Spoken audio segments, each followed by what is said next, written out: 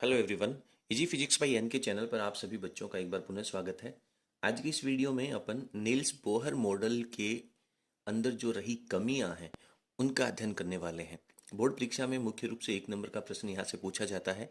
Niels Bohr ने परमाणु का जो मॉडल दिया था उसकी 3 मुख्य अवधारणाएं थी। तीनों के बारे में अपन ने चर्चा कर ली है। उसके जितने भी एक्स्ट्रा पॉइंट्स हैं उनको भी अपन ने पढ़ लिया है।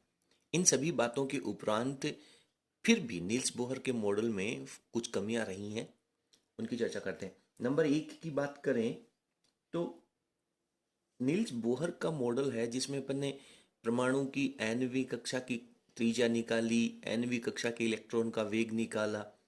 इन सभी बातों के उपरांत कहीं पर भी अपन ने ऐसी चर्चा नहीं करी कि यदि एक से ज्यादा अगर इलेक्ट्रॉन है तो उस मॉडल के बारे में उसका जो स्पेक्ट्रम प्राप्त होगा, उसकी जो प्रकाश की किरणें प्राप्त होंगी, उत्सर्जित प्रकाश की किरणें जो प्राप्त होंगी, उनके बारे में नील्स बोहर ने कोई भी बात नहीं कही। तो कुल मिलाकर के नंबर 1 पे जो सबसे बड़ी कमी है वो नील्स बोहर मॉडल की यह है कि यह मॉडल केवल एक इलेक्ट्रॉन वाले परमाणु, सर एक इलेक्ट्रॉन का परमाणु तो हाइड्रोजन ही होता है, लेकिन हीलियम की भी अगर अपन बात करें तो वो हीलियम का पॉजिटिव आयन होना चाहिए। यानी कि अगर आप हीलियम में से एक इलेक्ट्रॉन बाहर निकालेंगे, हीलियम का जब धनायन बनेगा तभी आप उसके स्पेक्ट्रम की व्याख्या कर पाएंगे। इसी प्रकार से लिथियम +2 है आदि की व्याख्या करता है, यानी केवल इलेक्ट्रॉन एक होना चाहिए। अन्य परमाणुओं के स्पेक्ट्रम की व्याख्या ये नहीं कर सका। क्लियर है? बहुत सिंपल सी कमी है, इसको अपन यहाँ पे लिख लेते हैं। तो यहाँ पे अपन ने लिखा है कि यह मॉडल केवल एक इलेक्ट्रॉन वाले परमाणु, कौन कौन से, हाइड्रोजन, हीलियम प्लस, लिथियम +2 आदि के लिए ही उपयुक्त है। इसके अलावा यदि कोई अन्य परमाणु है तो उस परमाणु के स्पेक्ट्रम की व्याख्या नहीं कर सकता। तो ये इसकी सबसे महत्वपूर्ण कमी रह जाती है। नंबर 2 पे यदि अपन बात करें तो नील्स बोहर ने यह माना कि परमाणु का जो नाभिक है वो स्थिर रहता है। परमाणु का नाभिक है वो कभी भी गति नहीं करता है। लेकिन ये बात तो तभी सत्य हो सकती है, ये बात तभी सही हो सकती है जब यदि नाभिक का द्रव्यमान अनंत हो जाए। यदि नाभिक का द्रव्यमान अनंत है तो फिर वो स्थिर रह सकता है। यदि नाभिक का द्रव्यमान अनंत नहीं है तो फिर वो गतिमान भी होना चाहिए। तो ये इसके बारे में भी नील्स बोहर ने कोई विशेष तर्क नहीं दिया। तो यहाँ पे पॉइंट नंबर 2 अपन ने लिखा है कि यह सिद्धांत नाभिक को स्थिर मानता है, ठीक है, परंतु या फिर जबकि यह तो तभी संभव हो सकता है जब नाभिक का द्रव्यमान अनंत हो।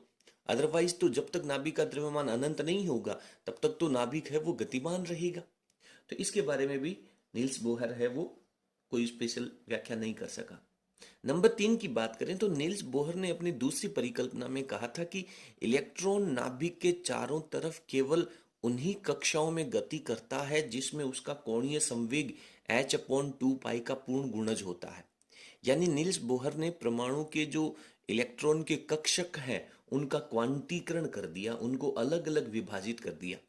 लेकिन इसके पीछे उसने ये व्याख्या नहीं करी कि भाई इलेक्ट्रॉन केवल उन्हीं कक्षाओं में क्यों जाएगा। ठीक है, मान लिया कि इलेक्ट्रॉन केवल उन्हीं कक्षाओं में जाएगा जिसमें उसका कोणीय संवेग h/2 का पूर्ण गुणज होता है, परंतु क्यों, इसके पीछे तथ्य क्या है, कारण क्या है, इसकी व्याख्या भी नील्स बोहर है वो नहीं कर सका। परीक्षा में प्रश्न आता है कि नील्स बोहर के परमाणु मॉडल की कोई 2 कमियां लिखिए। ठीक है, तो इस तरीके से मिनिमम अपने को 4 कमियां तो पढ़नी ही होंगी। तो नंबर 3 पे अपन लिखते हैं कोणीय संवेग के क्वांटीकरण का, क्वांटीकरण मतलब अलग अलग विभक्त क्यों होता है, कोणीय संवेग के क्वांटीकरण का कोई तर्क संगत जो रीजन है, लॉजिक है, वो बोहर ने नहीं दिया। तर्क संगत आधार है वो बोहर ने नहीं दिया। ठीक है, नंबर 4 और अपन इसकी अंतिम कमी लिखने वाले हैं कि निल्स बोहर ने जो स्पेक्ट्रम के अंदर बहुत सूक्ष्म रेखाएं बनती हैं, बहुत सूक्ष्म संरचनाएं बनती हैं, बहुत सूक्ष्म उस फोटोग्राफिक प्लेट के ऊपर जो लाइंस बनती हैं जिन्हें अपन स्पेक्ट्रम कहते हैं, वो इतनी कम सूक्ष्म होने का क्या कारण है? क्या कारण है कि उनके बीच की जो कमी, जो दूरी है वो बहुत कम होती है। तो ये अपनी इसकी अंतिम कमी, क्योंकि अपने को वैसे तो कमियां बहुत सारी लिख सकते हैं लेकिन अपने को यहाँ पे 4 है वो सफिशिएंट रहेंगी।